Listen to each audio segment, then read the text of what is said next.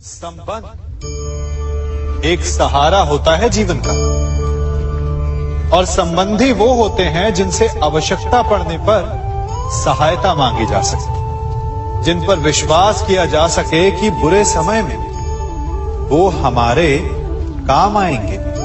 कभी ऐसा भी हुआ होगा कि आपके पास कोई सहायता मांगने आया, या ऐसा भी हो सकता है कि आप किसी के पास सहायता मांगने गए हैं। परंतु प्रश्न ये उठता है कि क्या केवल किसी के मंतव्य में उसकी सहायता इसीलिए कर देनी चाहिए क्योंकि वो आपका संबंधी है? अब आप कहेंगे कि ये कैसा प्रश्न हुआ? तनिक सोचिए, एक अस्त्र बनाने वाला जब अस्त्र बनाता है तो ये अस्त्र किसको देना है उसका अधिकार उसी के पास होता है। वो चाहे तो ये अस्त्र किसी को भी दे सकता है, वो एक सैनिक को भी दे सकता है या एक डाकू को भी, और यही अस्त्र दो भिन्न कार्य कर सकती है। यदि डाकू के हाथों में आ गई तो उसका भय दिखाकर वो लोगों को लूटेगा, निरपराधों का रक्त बहाएगा। सहायता करने वाले की भी अवस्था ऐसी ही होती है। इसलिए किसी की सहायता करने से पूर्व ये विचार कर लेना आवश्यक है कि किसे क्या, कब और कितनी सहायता देनी चाहिए कि उसका दुरुपयोग ना हो। यदि आपकी सहायता से कोई अधर्म हुआ तो उसके उत्तरदायी आप ही होंगे। जीवन में कई बार ऐसे अवसर आते हैं कि आप लोगों से मिलने जाते हैं और उनसे कुछ आकांक्षाएं भी रखते हैं, और कई बार जीवन में ऐसे अवसर भी आते हैं कि लोग आपसे मिलने आते हैं। इसलिए अतिथियों का सम्मान करने से पूर्व सदा कुछ बातों को स्मरण रखना आवश्यक होता है। यदि कोई आपके पास मिलने आता है तो उसके 3 कारण हो सकते हैं।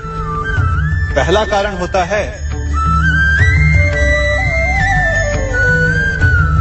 भाव, दूसरा अभाव और तीसरा प्रभाव। तो जैसा अतिथि उसको वैसा ही सम्मान दे। यदि आपके पास कोई भाव से आए तो उसे केवल आपका प्रेम चाहिए, आपका सानिध्य चाहिए, और यदि कोई अभाव में आया तो उसकी उतनी सहायता अवश्य करें जितना आप करने में सक्षम हो, परंतु इतनी अधिक भी ना करें कि वो उस सहायता का दुरुपयोग कर बैठे। और यदि कोई प्रभाव में आया तो स्वयं पर अभिमान ना करें, क्योंकि कभी ना कभी जीवन में आप भी भाव, अभाव और प्रभाव के चक्रव्यूह में फंस सकते हैं।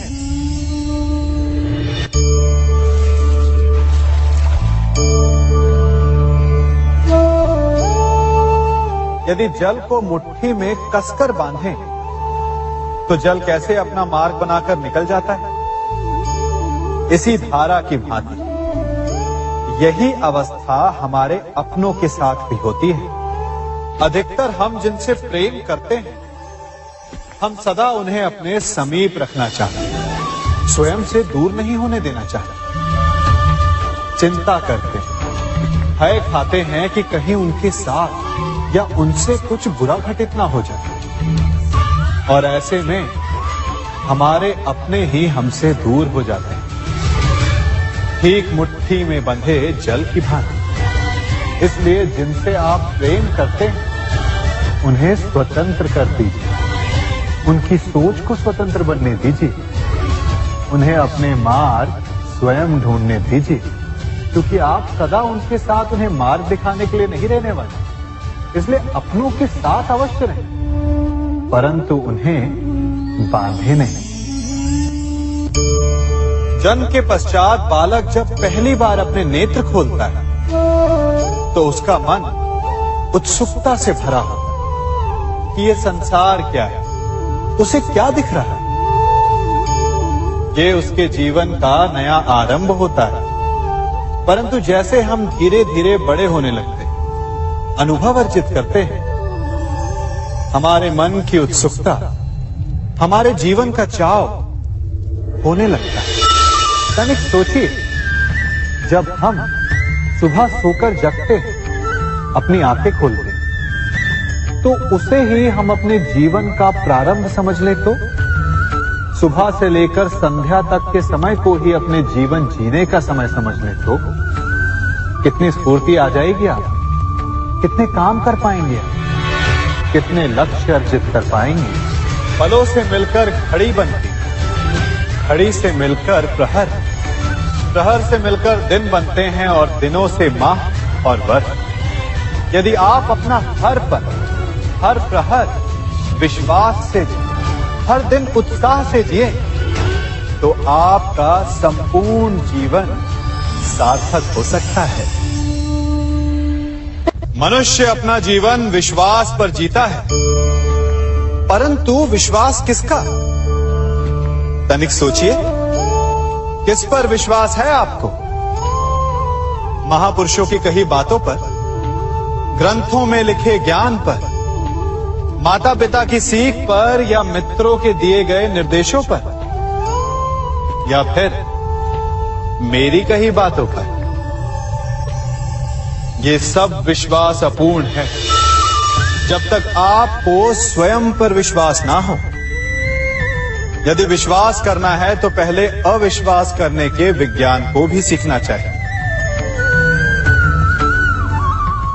आप किसी की बातों पर विश्वास न करें, आप अपने मन से पूछें, अपनी अंतर आत्मा से प्रश्न करें, और जो उत्तर मिलेगा वही सबसे उचित होगा। जब आप अपने मन, अपनी अंतरात्मा पर विश्वास करना सीख जाएंगे तो नीति ज्ञान सब आपके भीतर से स्वतः उमड़ेगा। और यदि आप स्वयं पर ही विश्वास ना कर पाए तो धर्म ग्रंथों में लिखे श्लोक, महापुरुषों की वाणी, माता पिता की सीख या मित्रों का निर्देश कोई भी लाभ नहीं दे पाएगा। एक पिता होने के नाते आप अपनी संतान के लिए क्या करते हैं? उसके लिए बहुत सारी सुविधाएं जुटाते, बहुत सारा धन कमाते हैं ना? और क्या आपको ऐसा लगता है कि यही उचित है आपकी संतान के लिए? इस पंछी को देख रहे हैं, ये भी संतान को जन्म देता है, उन्हें पालता है, पोसता है, उड़ना सिखाता है और भोजन का प्रबंध भी करना सिखाता है। परंतु उनके बड़े हो जाने के बाद उनके लिए अलग से घोंसला नहीं बनाता। क्यों? क्योंकि यदि इसने संतान को सब कुछ करके दे दिया तो संतान क्या करेगी? वो अपनी संतान को तब तक भोजन कराता है जब तक उसकी संतान स्वयं भोजन का प्रबंध करने में सक्षम नहीं हो जाता। और उसका लाभ ये मिलता है कि उसी की भांति उसकी संतान आत्मनिर्भर बनती है। इसलिए अपनी संतान को उतनी ही सुविधाएं दें जितनी आवश्यक है। मोह को त्यागें। आपका उनसे मोह उन्हें कभी आत्मनिर्भर नहीं बनने देगा। अपनी संतान को कर्म करना सिखाइए। यदि आपकी संतान कर्म करना सीख गई तो वो धन स्वयं कमा लेगी, और यदि वो आलसी, अकर्मण्य बन बैठे तो आपके संचित धन का भी नाश कर देगी। संसार में सबसे बड़ा संबंध कौन सा है? अब आप पूछेंगे कि ये कैसा प्रश्न हुआ? इसका उत्तर तो बड़ा सरल है, यही ना? परंतु इस प्रश्न के भी कई उत्तर हैं। कोई कहेगा माता और पुत्र का संबंध, तो कोई कहेगा पिता पुत्री का संबंध, तो कोई पति पत्नी का, और तो कोई भक्त और भगवान का संबंध। परंतु तनिक गहराई से देखेंगे तो पाएंगे कि ये सारे संबंध या तो जन्म से जुड़े होते हैं, या समाज में बना दिए जाते हैं, या फिर किसी आकांक्षा के चलते बनते हैं। तो सबसे बड़ा संबंध कौन सा होता है? उलझ गए ना? सबसे बड़ा संबंध होता है मित्रता का, क्योंकि मित्र हम स्वयं चुनते हैं, जिसमें ना कोई आकांक्षा होती है, ना ही कोई स्वार्थ छिपा होता है। यदि कुछ होता है तो केवल साथ का आनंद। अपने बीते दिनों को स्मरण कीजिए। जब आप घर से बाहर निकलते होंगे तो सबसे पहले किसका स्मरण होता था? मित्र का। परंतु जैसे जैसे मनुष्य बड़ा होता जाता है, सफल होता जाता है, मित्र छूटते जाते हैं और फिर वो अपनी आय, अपने जीवन के स्तर के अनुसार मित्रता करने लगता है। उसके मन में ये विचार आ जाता है कि मित्रता बराबरी वालों से ही होनी चाहिए। यही सोच अनुचित है, क्योंकि मित्रता बराबर वालों से नहीं होती। मित्रता हमें बराबर करती है। इसलिए नए मित्र अवश्य बनाइए, परंतु अपने पुराने मित्रों को भूलिएगा मत।